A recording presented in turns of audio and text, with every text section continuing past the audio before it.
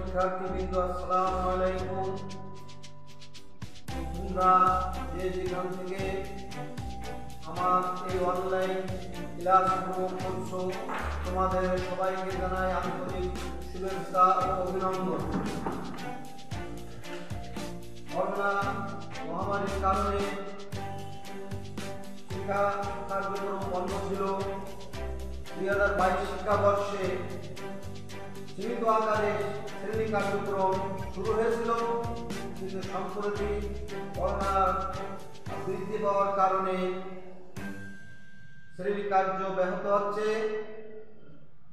সশরীরে শ্রেণী কার্য আপাতত বন্ধ, তাই অনলাইন ক্লাসে আমি উপস্থিত হয়েছি।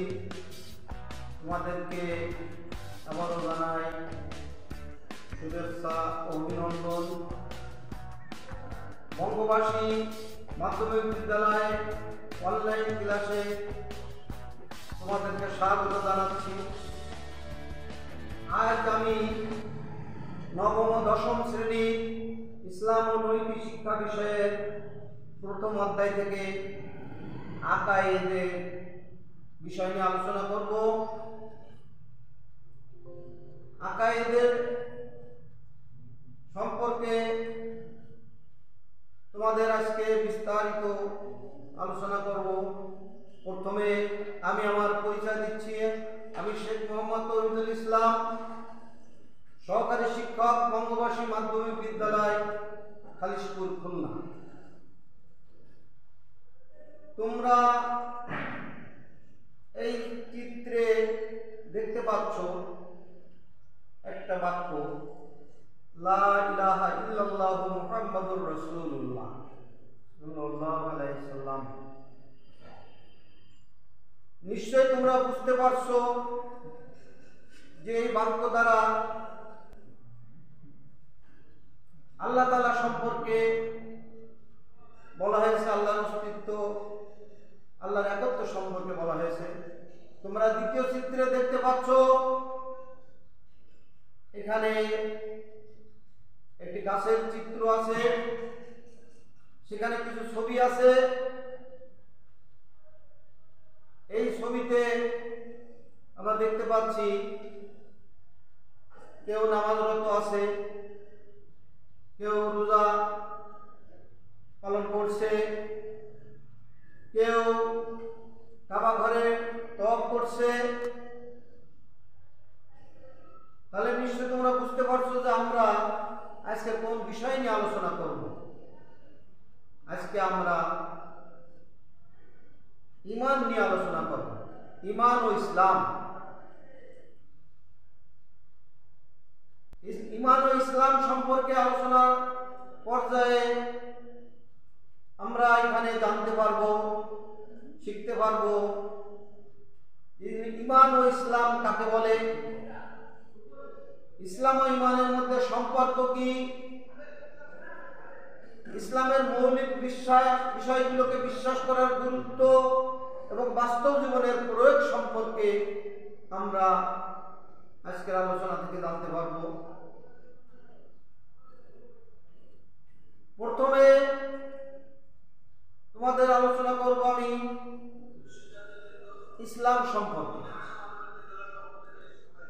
কারণ একজন মুসলমান, তাকে ঈমান ও ইসলাম সম্পর্কে জ্ঞান লাভ করতে হয়। ইসলাম সম্পর্কে প্রথমে আলোচনায় বলবো, ইসলাম আরবি শব্দ। ইসলাম শব্দের অর্থ আনুগত্য করা, আত্মসমর্পণ করা, শান্তির পথে চলা।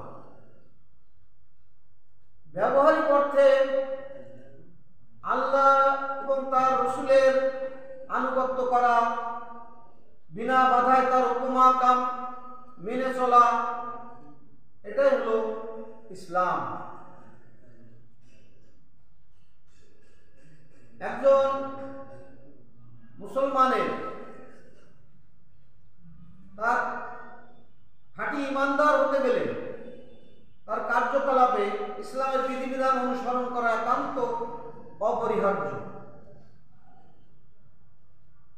ইসলামের পরিচয় রাসূলুল্লাহ সাল্লাল্লাহু আলাইহি ওয়াসাল্লাম নিজেই তার বাণীতে দিয়েছেন। তিনি এই বিষয়ে ব্যাখ্যা করেছেন ইসলাম কি জিনিস। রাসূলুল্লাহ সাল্লাল্লাহু আলাইহি ওয়াসাল্লাম বলেছেন, আল ইসলামু আন তাশহাদু আল্লা ইলাহা ইল্লাল্লাহু ওয়া আন্না মুহাম্মাদার রাসূলুল্লাহ সাল্লাল্লাহু আলাইহি ওয়াসাল্লাম ওয়া তুকিমাস সালাতা ওয়া তুতাজ যাকাতা ওয়া তাসুমু রমাযানা ওয়াল তাহুজ্জাল বাইতা ইন ইসতাতা ইলাইহি সাবিলা। রাসূল সাল্লাল্লাহু আলাইহি ওয়াসাল্লাম বলেছেন, ইসলাম কি জিনিস, একজন মুসলমান হতে গেলে তার কি বৈশিষ্ট্য লাগবে, সেটা হলো প্রথমে তাকে স্বীকার করতে হবে অন্তর দিয়ে এবং মৌখিকভাবে যে লা ইলাহা ইল্লাল্লাহ মুহাম্মাদুর রাসূলুল্লাহ, আল্লাহ ছাড়া কোনো মাবুদ নাই, হযরত মুহাম্মদ রাসূলুল্লাহ আল্লাহর রাসূল, এইটা তাকে স্বীকার করতে হবে। তারপরে তার কর্তব্য হলো সালাত কায়েম করা, যাকাত আদায় করা, রমজান মাসে রোজা রাখা, আর পবিত্র কাবা শরীফে হজের সুযোগ হলে, সক্ষম হলে হজ করতে যাওয়া। রাসূলুল্লাহ সাল্লাল্লাহু আলাইহি ওয়াসাল্লাম নিজেই একজন মুসলমানের পরিচয় এভাবে দিয়েছেন। অতএব কারোর মধ্যে যদি এর কোনো ঘাটতি থাকে, তিনি কিন্তু আসলে খাঁটি মুসলমান হতে পারবেন না। অতএব আমাদের কর্তব্য রাসূলুল্লাহ সাল্লাল্লাহু আলাইহি ওয়াসাল্লামের এই নির্দেশনা, ইসলামের এই বৈশিষ্ট্যগুলো আমাদের ব্যক্তিগত জীবনে আমরা বাস্তবায়িত করব। এরপরে আসছি ঈমানের কথা।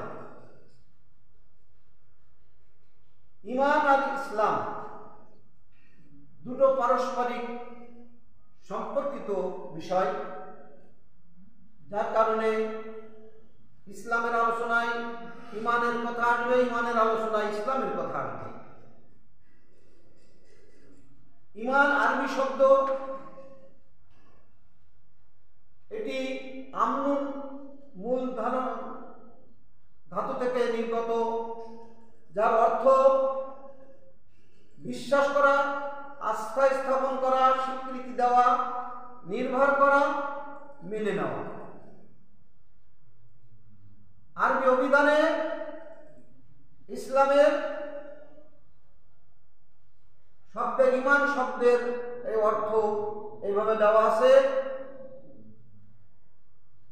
আমাদের একটু খেয়াল করতে হবে যে আরবি অভিধানে প্রত্যেকটা শব্দের বিভিন্ন মানে দেওয়া আছে, কিন্তু ইসলামী পরিভাষায় যে অর্থগুলো গ্রহণ করা হয় সেটাই কি আমাদের গুরুত্ব দিতে হবে, সেটাই বিবেচনা করতে হবে। ইসলামী পরিভাষায় ঈমান কাকে বলা হয়েছে? ইসলামী পরিভাষায় বলা হয়েছে শরিয়াতের যাবতীয় বিধিবিধান অন্তরে বিশ্বাস করা, সেটা মুখে স্বীকার করা এবং তদ অনুযায়ী কাজ করা, এটা হলো ঈমান ইসলামী শরিয়াতের পরিভাষায়। অতএব আমাদের ঈমান বজায় রাখতে হলে এই বিধিবিধানগুলো বাস্তবায়ন করতে হবে, অন্তরে বিশ্বাস যেমন থাকতে হবে, তদ্রূপ মুখ দিয়েও প্রকাশ করতে হবে।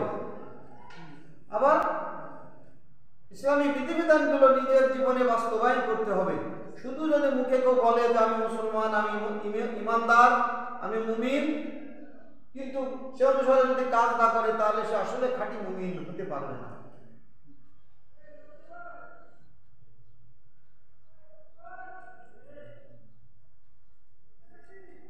নিম্নের চিত্রের মাধ্যমে আমরা বুঝতে পারছি যে ঈমান কিভাবে বাস্তবে রূপ নেয়। আমরা এখানে একটা বাল্ব দেখতে পাচ্ছি, বৈদ্যুতিক বাল্ব, এখানে সূত্রে বলে যেখানে নেগেটিভ আছে পজিটিভ আছে, তার দুই রকম আছে, নেগেটিভ আর পজিটিভ। এই দুটো তার যখন সংযোগ স্থাপন করা হয় তখনই কিন্তু বাতি জ্বলে ওঠে, আলো জ্বলে ওঠে। তদ্রূপ ইমানের ক্ষেত্রে আমরা দেখতে পাই যে প্রথমে নেগেটিভ লা ইলাহা, এর মানে হলো কোনো ইলা নাই, তাহলে কিছুই নাই, নেগেটিভ হয়ে গেল। এর সাথে যখনই আমি পজিটিভ যোগ করলাম ইল্লাল্লাহ, তখন কিন্তু অর্থ দাঁড়ালো লা ইলাহা ইল্লাল্লাহ, তখন এটা কিন্তু পজিটিভ হয়ে গেল, ইমানের বাতি জ্বলে উঠল, অর্থাৎ আমার ইমান পরিপূর্ণ হলো ইল্লাল্লাহ বলার দ্বারা। লা ইলাহা কোনো ইলা নেই, ইল্লাল্লাহ কিন্তু আল্লাহ, অর্থাৎ আল্লাহ ছাড়া কোনো ইলা নেই।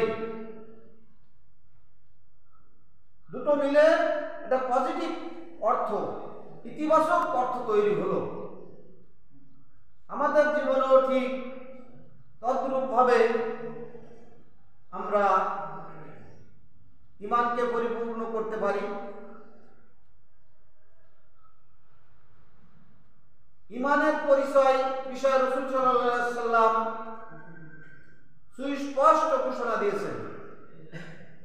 এর আগের আলোচনায় আমি যেমন বললাম ইসলাম সম্পর্কে রাসূল সাল্লাল্লাহু আলাইহি ওয়াসাল্লাম সুস্পষ্ট ঘোষণা দিয়েছেন, বৈশিষ্ট্য বর্ণনা করেছেন, তদ্রূপ ইমান সম্পর্কেও রাসূল সাল্লাল্লাহু আলাইহি ওয়াসাল্লাম সুস্পষ্ট বর্ণনা দিয়েছেন, যেটা আমাদের জানা দরকার।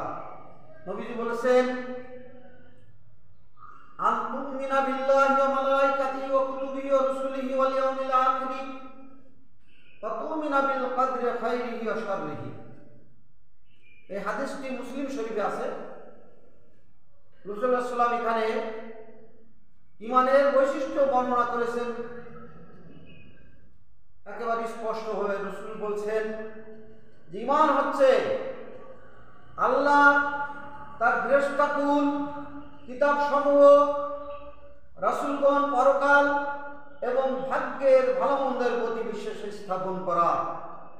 অর্থাৎ একজন মুমিন ঈমানদার আল্লাহকে যখন বিশ্বাস করবে তখন তার সৃষ্টি, ফেরেশতাকুল, আল্লাহ প্রেরিত আসমানি কিতাব এবং আল্লাহ প্রেরিত নবী রাসূলগণের উপরে বিশ্বাস করবে। মানুষ মৃত্যুবরণ করলে পরকালে তাকে আবার জীবিত করা হবে, পরকালের জীবন শুরু হবে, এটাও বিশ্বাস করবে। ভাগ্যের ভালো মন্দ, অর্থাৎ আমাদের ভবিষ্যতে যেসব বিষয়গুলো আমাদের জীবনে ঘটে, এই বিষয়গুলো আল্লাহ তাআলা আগে থেকে নির্ধারণ করে রেখেছেন, এই কথাটা আমাদেরকে বিশ্বাস করতে হবে। অতএব আমি যদি বলি যে আল্লাহ আছে বিশ্বাস করলাম, আর কোনো বিষয়ে আমি বিশ্বাস করলাম না, তাহলে কিন্তু আমি মুমিন হতে পারবো না। আল্লাহকে যেমন বিশ্বাস করতে হবে, তদ্রূপ ইসলামের যে মৌলিক বিষয়গুলো রাসূলুল্লাহ সাল্লাল্লাহু আলাইহি ওয়াসাল্লাম বলেছেন এবং পবিত্র কোরআনেও এই বিষয়ে আল্লাহ তাআলা ঘোষণা দিয়েছেন। আল্লাহ বলছেন আমানার রাসূলু বিমা উনজিলা ইলাইহি মির রাব্বিহি ওয়াল মুমিনুন কুল্লুন আমানা বিল্লাহি ওয়া মালাইকাতিহি ওয়া কুতুবিহি ওয়া রুসুলিহি লা নুফাররিকু বাইনা আহাদিন মির রুসুলিহি। আল্লাহ পবিত্র কোরআনে সূরা বাকারার ভিতরে ঘোষণা দিয়েছেন যে ঈমান কি জিনিস, কোন কোন বিষয়ে ঈমান আনতে হবে, এই বিষয়ে আল্লাহ নিজেই বলছেন যে একজন মুমিনের বৈশিষ্ট্য হলো আমানার রাসূলু বিমা উনজিলা ইলাইহি ওয়াল মুমিনুন। এখানে বলছেন আল্লাহ যে রাসূল এবং মুমিনগণ ঈমান এনেছে। কুল্লুন আমানা বিল্লাহি, তারা প্রত্যেকেই আল্লাহর প্রতি ঈমান এনেছে। ওয়া মালাইকাতিহি, ফেরেশতাদের প্রতি, ওয়া কুতুবিহি, আসমানি কিতাবের প্রতি, রসুলিহি এবং নবী রাসূলদের প্রতিও তারা ঈমান এনেছে। আল্লাহ নিজে বলছেন যে এই বিষয়গুলো যারা বিশ্বাস করবে তারাই মূলত মুমিন। অতএব আমাদের কোরআন এবং হাদিসের আলোকে কোন কোন বিষয়ের উপর বিশ্বাস করতে হবে, এই বিষয়গুলো মোটামুটি এক জায়গায় করে ইসলামী শাস্ত্র বিশারদগণ তা বাক্য তৈরি করেছেন, যাকে আমরা ইমানে মুফাসসাল বলে থাকি। সেটা হলো আমানতু বিল্লাহি ওয়া মালাইকাতিহি ওয়া কুতুবিহি ওয়া রাসূলিহি ওয়াল ইয়াউমিল আখির ওয়াল কদরি খাইরিহি ওয়া শাররিহি মিনাল্লাহি তাআলা ওয়াল বা'সি বা'দাল মাউত। এখানে মোট 7টা বিষয় আছে। কোরআন এবং হাদিস বিভিন্ন স্থান থেকে সমন্বয় করে এক জায়গায় করে ইসলামী শাস্ত্র বিশারদগণ এই ইমানে মুফাসসাল এই বাক্য তৈরি করেছেন। এক জায়গায় করে যেটা ইমানে মুফাসসাল, এখানে কি বলা হয়েছে? আমানতু বিল্লাহি, আমি আল্লাহর প্রতি ঈমান আনলাম, ওয়া মালাইকাতিহি, ফেরেশতাদের প্রতি, ওয়া কুতুবিহি, আসমানি কিতাবের প্রতি, ওয়া রাসূলিহি, নবী রাসূলদের প্রতি। আমানতু বিল্লাহি ওয়া মালাইকাতিহি ওয়া কুতুবিহি ওয়া রাসূলিহি ওয়াল ইয়াউমিল আখির, পরকাল বা আখিরাতের প্রতি, ওয়াল কদরি খাইরিহি ওয়া শাররিহি, তাকদীর বা ভাগ্যের প্রতি, নিয়তির প্রতি, ওয়াল বা'সি বা'দাল মাউত, এবং মৃত্যুর পর মানুষকে আল্লাহ তাআলা হিসাব নেওয়ার জন্য আবার পুনরায় জীবিত করবেন এবং তাদের কাছ থেকে ভালো মন্দ কাজের হিসাব নেবেন। তাদের পরকালে ভালো মন্দ কাজে ভালো কাজের পুরস্কার দেবেন, মন্দ কাজের শাস্তি দেবেন। এটাও আমাদেরকে বিশ্বাস করতে হবে। অতএব শুধু আল্লাহতে বিশ্বাস করলে হবে না, সাথে সাথে আমাদের নবী রাসূল, তাকদীর, পরকাল, পুনরুত্থান, এ সবগুলো বিশ্বাস করতে হবে। এখন বিষয়টা হলো যে ঈমান আর ইসলাম আসলে দুটো আলাদা জিনিস না এক, এই বিষয়টা আমাদের জানার দরকার। ঈমান ইসলামের ভিতরে সম্পর্ক কতখানি। ঈমান শব্দের অর্থ হলো বিশ্বাস করা। ইসলামের মৌলিক বিষয়গুলো অন্তরে স্বীকার করা, অন্তরে বিশ্বাস করা, মুখে স্বীকার করা, উচ্চারণ করা, আর সেই অনুযায়ী কাজ করা, এটা হলো ঈমান। আর ইসলাম হলো, ইসলাম শব্দের অর্থ হলো আত্মসমর্পণ করা, আনুগত্য করা, অর্থাৎ আল্লাহর দেওয়া যে বিধিবিধান, এই বিধিবিধান বাস্তবে রূপ দেওয়া, নিজের জীবনে বাস্তবায়ন করা। ঈমান আর ইসলামের মধ্যে সম্পর্ক, গভীর সম্পর্ক রয়েছে, একটার সাথে আর একটা সম্পর্কিত। একজন ঈমানদার ব্যক্তি যদি ইসলামের বিধিবিধান পালন না করে তাহলে তার ঈমান থাকবে না। ঈমান আর ইসলামকে আমরা উদাহরণ দিতে পারি একটা গাছের সাথে। গাছটা মাটি খুঁড়ে উপরে ওঠে,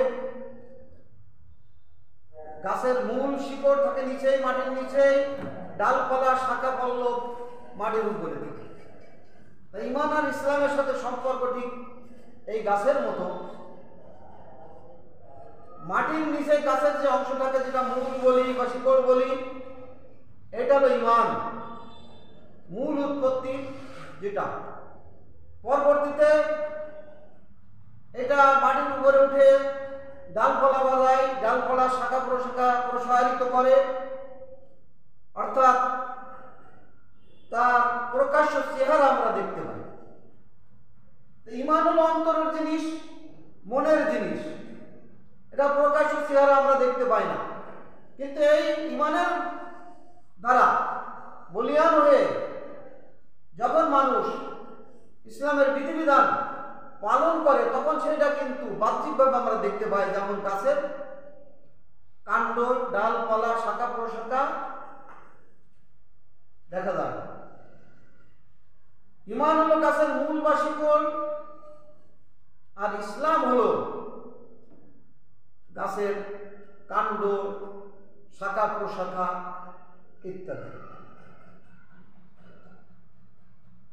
ইমান ছাড়া ইসলাম কল্পনা করা যায় না, যেমন গাছের মূল ছাড়া গাছের ডালপালা সম্ভব না।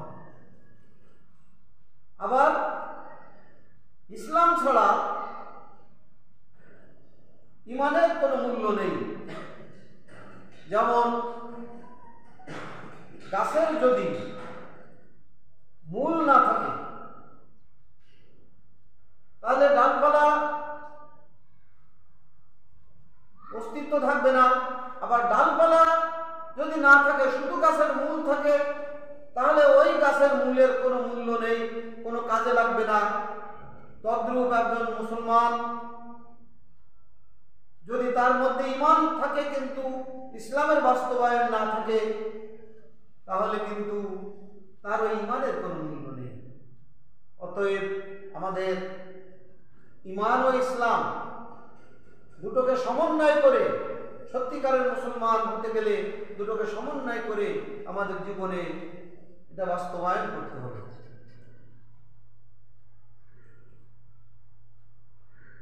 শিক্ষার্থী বন্ধুগণ, আমরা এখানে দেখতে পাচ্ছি যে ইসলাম আর ঈমানের যে মৌলিক বিষয় তার একটা চিত্র আমরা এখানে দেখতে পাচ্ছি। এই চিত্রের মাধ্যমে এখানে প্রকাশ করা হয়েছে ঈমানের যে মৌলিক সাতটা বিষয়: আল্লাহতে বিশ্বাস, নবী রাসূলে বিশ্বাস, ফেরেশতা বিশ্বাস, কিতাবে বিশ্বাস। এইভাবে সাতটি বিষয় এখানে চিত্রে দেখানো হয়েছে। আবার ইসলামের যে বিষয়গুলো, নামাজ, রোজা, হজ, যাকাত, এই যে বাস্তবে যেগুলো করতে হয় সেই বিষয়গুলো কিন্তু এই চিত্রের মাধ্যমে আমরা দেখতে পাচ্ছি। এখানে ইসলাম আর ঈমান দুটোকে এক জায়গায় করে একটা সমন্বিত চিত্র এখানে তুলে ধরা হয়েছে। ইসলাম শিক্ষার গুরুত্ব। ইসলাম শিক্ষা আমরা আল্লাহর ইবাদত আর আনুগত্য ইসলামের মাধ্যমে জানতে পারি, শিখতে পারি। দৈনিক আমাদের জীবনে উঠা বসা কিভাবে, চালচলন কেমন হবে সেটা আমরা জানতে পারি। লোভ, হিংসা, মিথ্যা, অহংকার, নিন্দা ইত্যাদি খারাপ অভ্যাসগুলো পরিত্যাগ করা আমরা ইসলামের মাধ্যমে শিখতে পারি, জানতে পারি। মানুষের সাম্য, মৈত্রী, ভ্রাতৃত্ব, সহিষ্ণুতা, সহনশীলতা এই বিষয়গুলো আমরা ইসলামের মাধ্যমে শিখতে পারি। ইসলাম শিক্ষার গুরুত্ব আমাদের জীবনে অপরিসীম। পরকাল জীবনে জান্নাত জাহান্নাম থেকে মুক্তি পেতে হলে আমাদের ইসলাম সম্পর্কে জানতে হবে। দুনিয়া আখিরাতে শান্তি আর সফলতা লাভের জন্য ইসলামের দিক নির্দেশনা আমাদেরকে অনুসরণ করতে হবে। শিক্ষার্থী বন্ধুরা, এ পর্যায়ে তোমাদের আমি দলীয় কাজ দেব। 5 জনের একটি দল করে বিভিন্ন দলে বিভক্ত হয়ে তোমরা দলীয় কাজটি করবে। সময় 5 মিনিট। তোমাদেরকে এই দলীয় কাজটি করতে হবে। 5 মিনিটের ভিতরে তোমরা কাজটি কমপ্লিট করবে। সেটা হলো যে ইসলামের 5টি মৌলিক বিষয় তোমরা লিখবে।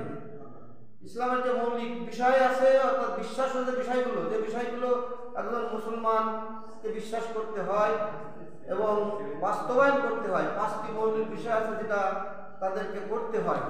এই বিষয়গুলো তোমরা দলীয়ভাবে লিখবে এবং পরবর্তী শ্রেণী কার্যে সেগুলো উপস্থাপন করবে। তোমাদের এখন আমি কিছু প্রশ্ন দেব, সংক্ষিপ্ত প্রশ্ন উত্তর। সেটা হলো আমরা তখন যে আলোচনা করলাম সেখান থেকে আমরা যে বিষয়ে জানতে পারলাম তার ভিতর থেকে তোমাদেরকে প্রশ্ন দিচ্ছি। সেটা হলো ঈমান শব্দের অর্থ কি? 2 নম্বর হলো একজন মুমিনের কি কি গুণ থাকা আবশ্যক। সময় হলো 2 মিনিট। শিক্ষার্থী বন্ধুগণ, আলোচনা শেষ পর্যায়ে কথা আর না বাড়িয়ে তোমাদের আজকের আমার এই ক্লাস উপস্থাপনা এখানে শেষ করতে যাচ্ছি। তোমাদেরকে বাড়ির কাজ দিচ্ছি আমি, সেটা খাতায় লিখে রাখবা বা শ্রেণী কার্য শুরু হলে তোমরা আমাকে দেখাবা। সেটা হলো যে ইসলামের মৌলিক বিষয়সমূহ তোমার জীবন আচারে কি পরিবর্তন আনতে পারে। জীবন যাপনে ইসলামের মৌলিক বিষয়গুলো কি পরিবর্তন আনবে তোমার জীবনে, সেই বিষয়টা লিখে শ্রেণী কার্য শুরু হলে তোমরা সেটা দেখাবা। কথা আর আজকে আর বাড়াবো না, এখানে শেষ করছি। সবাইকে ধন্যবাদ। আল্লাহ।